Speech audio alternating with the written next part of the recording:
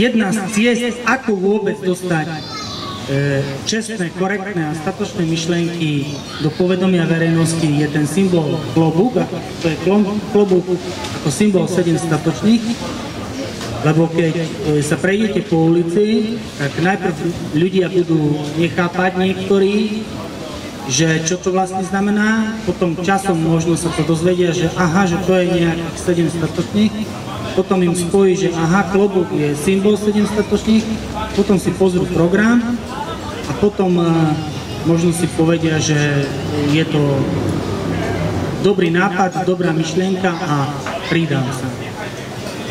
Bez klobúka vás nikto nespozná na ulici, lebo nie ste známy zlodej,